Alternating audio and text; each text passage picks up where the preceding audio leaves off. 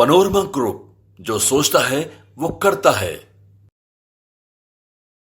नमस्कार, भारत लाइव पे आप सभी दर्शकों का बहुत बहुत स्वागत है। चुनाव का समय अब आ रहा है। 2024 में हम लोग प्रवेश कर चुके हैं और यहाँ से शुरुआत होगी लोकसभा 2024 के चुनाव की। और इधर इंडिया गठबंधन में मंथन का दौर शुरू हो गया है। बैठक पर बैठक चल रहा है। इंडिया गठबंधन में सीटों के बंटवारे को लेकर चर्चाएं चल रही हैं। नीतीश कुमार, तेजस्वी यादव, लालू प्रसाद यादव अब 2024 के चुनाव के मोड में दिखते हुए नजर आ रहे हैं। कई ऐसे कार्यक्रम और कई ऐसे इवेंट पहले बना लिए गए हैं। नरेंद्र मोदी के भी देश में जिस तरीके से एक माहौल चला है इस वक्त, आप सबको पता है कि राम मंदिर को लेकर जो बड़ा इवेंट भारतीय जनता पार्टी की तरफ से की जा रही है, इस इवेंट में आप सबको पता है कि बड़ी एक वोट बैंक हिंदुई पट्टी के लोगों की भारतीय जनता पार्टी अपने पाले में करने में सफलता हासिल करती हुई दिख रही है। तो वहीं इंडिया गठबंधन में मामला उलझ चुका है। नीतीश कुमार रहेंगे कि नहीं रहेंगे, इन तमाम विषयों पर अभी चर्चा चल ही रही थी कि तभी लगातार भारत लाइव के तरफ से ये दावा किया जा रहा था कि लोकसभा और विधानसभा यानी कि बिहार विधानसभा का जो चुनाव है वो दोनों एक साथ होने की पूरी संभावना है। भीतर की बात में बाबा ने कुछ ही दिन पहले आपको समझाया होगा कि लोकसभा और विधानसभा का चुनाव कराना क्यों जरूरी है और क्यों हो सकता है।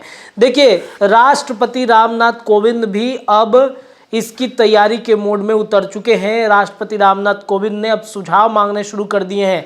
दरअसल दोनों लोकसभा और विधानसभा चुनाव बिहार में तो वो होंगे क्या, इस पर चर्चा चली रही है। देश भर में भी तमाम जो राज्य हैं उन राज्यों के विधानसभा चुनाव को एक साथ कराने की चर्चाएं चल रही है। 13 दिन पहले या फिर 1 महीने पहले अगर पीछे आप जाएंगे, भीतर की बात देखेंगे तो आपको सब कुछ समझ में आएगा कि क्यों ये स्थितियां उत्पन्न हो रही हैं।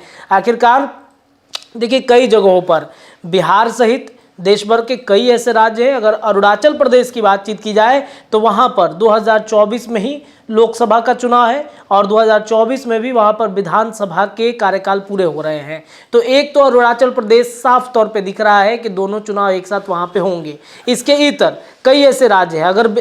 अगर बातचीत की जाए 2025 के बिहार विधानसभा की तो कई स्थितियां उत्पन्न हो रही हैं। विधानसभा भंग होंगे क्या, विधानसभा भंग करके नीतीश कुमार राष्ट्रपति शासन लगवाएंगे, कई ऐसी चर्चाएं चल रही है। क्योंकि जो स्थितियां महागठबंधन में नीतीश कुमार ने उत्पन्न कर दिया है उन स्थितियों से यह स्पष्ट हो रहा है कि कुछ ना कुछ खेल तो नीतीश कुमार कर सकते हैं। 14 तारीख का इंतजार सब लोग कर रहे हैं। 14 तारीख का इंतजार इसलिए क्योंकि खरमास का समय है और खरमास के बाद बिहार के राजनीति में बड़ी भूचाल आने की संभावनाएं तमाम जो लोग हैं वो बता रहे हैं। हालांकि बार बार महागठबंधन के तरफ से ये बातें कही जा रही हैं कि ऐसा कुछ नहीं हो सकता है। लेकिन देखिए, एक साथ चुनाव को लेकर समिति के लोगों से सुझाव रामनाथ कोविंद जो पूर्व राष्ट्रपति हैं उन्होंने मांगा है कि जो एक साथ चुनाव है उसको किस तरीके से कराया जाए और इसके लिए उन्होंने एक समिति जो है वो बनी हुई है और समिति बना करके बड़ा फैसला वो ले सकते हैं। दरअसल आपको बता दें कि पूर्व राष्ट्रपति रामनाथ कोविंद की अध्यक्षता में एक देश एक चुनाव पर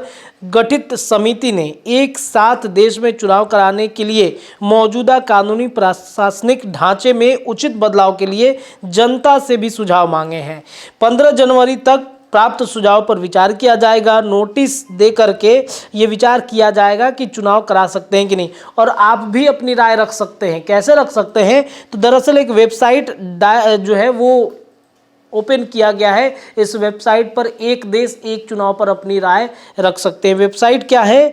तो ONOE.gov.in पर जाकर लॉगिन करिए या ईमेल के जरिए sc/hic@gov.in पर जाकर आप अपना मेल, अपना सुझाव भेज सकते हैं। एक बार फिर से आप वेबसाइट समझ लीजिए, ONOE.gov.in या फिर ईमेल ID sc/HLC@gov.in पर आप अपनी राय, सहमति भेज सकते हैं। एक देश एक चुनाव को लेकर अब देश भर में सहमति बनती हुई दिख रही है, यानी कि जल्द ही एक देश एक चुनाव पर मंथन होगा। आप सबको पता है कि जो लोकसभा और का चुनाव है, इस लोकसभा चुनाव के पहले में कई तरह की बातें आ रही हैं नरेंद्र मोदी को लेकर, नीतीश कुमार को लेकर। और इसके पहले में आपको याद होगा कि 2023 में नवंबर के महीने में एक विशेष सत्र